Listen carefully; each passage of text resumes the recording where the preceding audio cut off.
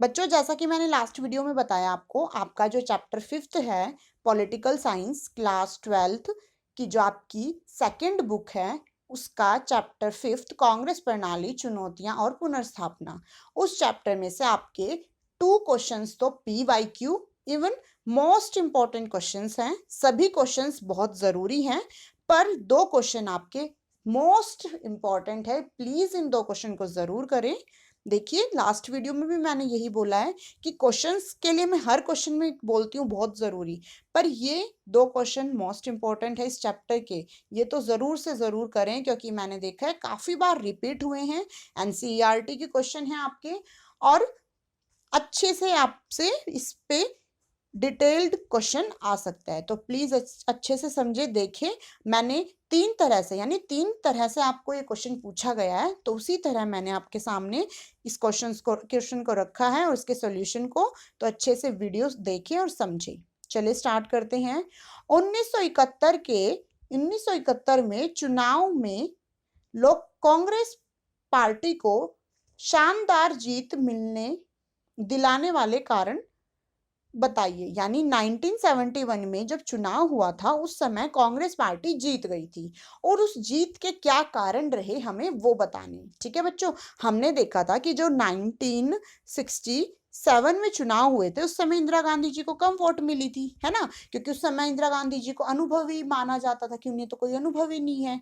ठीक है, मतलब ज्यादा अनुभवी नहीं माना जाता था कि भाई उन्हें तो कोई अनुभव है ही नहीं। तो ऐसे में उन्हें कम वोट मिली थी। 9 राज्य तो ऐसे थे जहां उनकी सरकार ही नहीं बनी थी, है ना बच्चों, हमने पढ़ा लास्ट वीडियो में। तो ऐसे ही अब पर क्या होता है कि 1971 में जब चुनाव होते हैं, तो इन चुनाव में इंदिरा गांधी जी जीत जाती हैं। तो अब हम क्वेश्चन में पढ़ेंगे कि 1971 में चुनाव में कांग्रेस पार्टी को शानदार जीत हासिल होने के क्या कारण रहे थे, या फिर कांग्रेस पार्टी की पुनर्स्थापना के क्या कारण रहे। ठीक है, चैप्टर में भी बोला गया ना, चैप्टर के नाम में, कांग्रेस प्रणाली और चुनौतियां और पुनर्स्थापना। तो यानी पुनर्स्थापना कैसे हुई अब कांग्रेस पार्टी की दोबारा से, यानी दोबारा से जैसे वो 3 आम चुनाव में अच्छी बहुमत प्राप्त करे थे, वो अब कैसे इस चुनाव में भी अच्छे से अपना बहुमत प्राप्त करते हैं, उनके क्या कारण रहे। ठीक है, ऐसी कौन सी विशेषताएं थी उसमें जिस कारण कांग्रेस पार्टी इतनी ज्यादा प्रभुत्वशाली बन गई थी। 1970 के दशक में इंदिरा गांधी की सरकार किन कारणों से लोकप्रिय हुई थी। चलिए अब पढ़ते हैं हम। 1970 के दशक में इंदिरा गांधी की सरकार निम्नलिखित कारणों से ज्यादा लोकप्रिय हुई थी। 1970 के जो दशक था, उसमें इस निम्न तरीके से ज्यादा लोकप्रिय हुई। देखिए बच्चों, 1971 में भारत पाकिस्तान युद्ध हुआ था। ठीक है, मतलब क्या था कि बांग्लादेश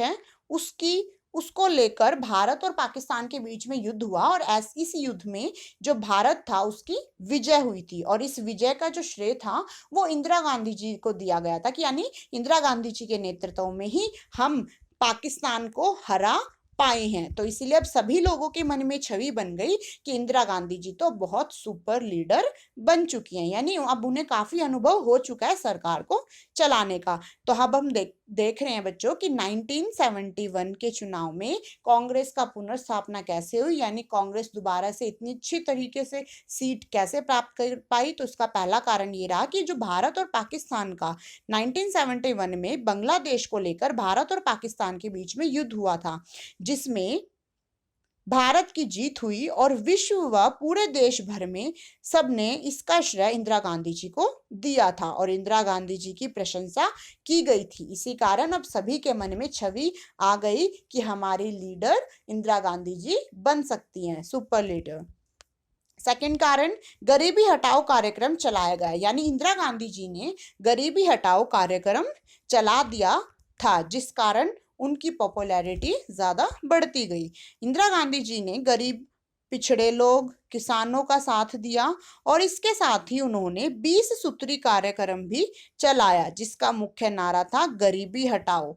इस कारण और नारे से भी इंदिरा गांधी जी काफी प्रसिद्ध हुई थी। ठीक है बच्चों, यानी कांग्रेस पार्टी अब दोबारा पुनर्स्थापित कैसे हुई, उसका दूसरा कारण ये रहा कि जो इंदिरा गांधी जी थी, उन्होंने गरीबों को, किसानों को, पिछड़े लोगों को, उन सभी को एक करने के लिए गरीबी हटाओ का नारा दिया था और उन सभी को एक करना चाहा। और इस नारे से लोगों को भी काफी ज्यादा काफी ज्यादा लोग इस नारे के कारण प्रेरित हुए थे। यानी लोगों को आशा हुई कि अब तो कोई प्रधानमंत्री सही बनी है जो हमारी गरीबी को समाप्त कर सकती है।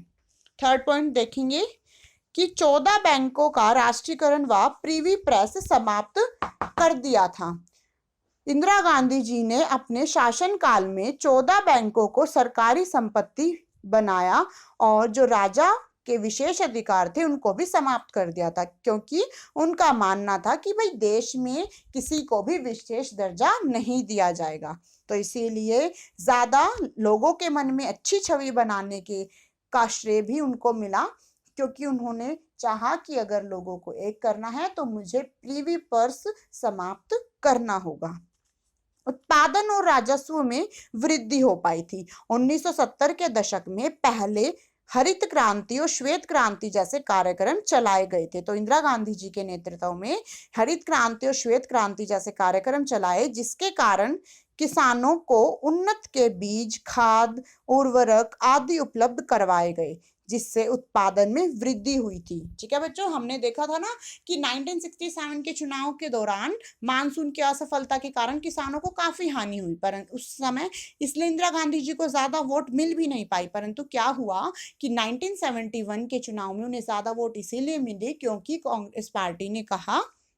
कांग्रेस पार्टी ने हरित क्रांति और श्वेत क्रांति जैसे कार्यक्रम को ज्यादा बढ़ावा दिया था और किसान के लिए अच्छे बीज, अच्छी खाद, उर्वरक, खाद सब चीजें उपलब्ध कराई थी। अंततः उपरोक्त कारणों की वजह से इंदिरा गांधी जी की काफी प्रसिद्धि हुई और लोगों के मन में अपनी जगह बनाकर अपनी पार्टी को पुनर्स्थापित कर लिया। ठीक है बच्चों, ये सभी कारण रहे थे जिनकी वजह से इंदिरा गांधी जी को ज्यादा से ज्यादा लोगों का समर्थन मिला, उनके मन में अच्छी छवि बना पाई और दोबारा से उन्होंने कांग्रेस पार्टी को स्थापित कर लिया। अच्छा सा सॉल्यूशन समझ आया, इसलिए मेरी वीडियो को लाइक करें और आने वाली वीडियो जानने के लिए मेरे चैनल को सब्सक्राइब करें और शेयर करें। Thank you.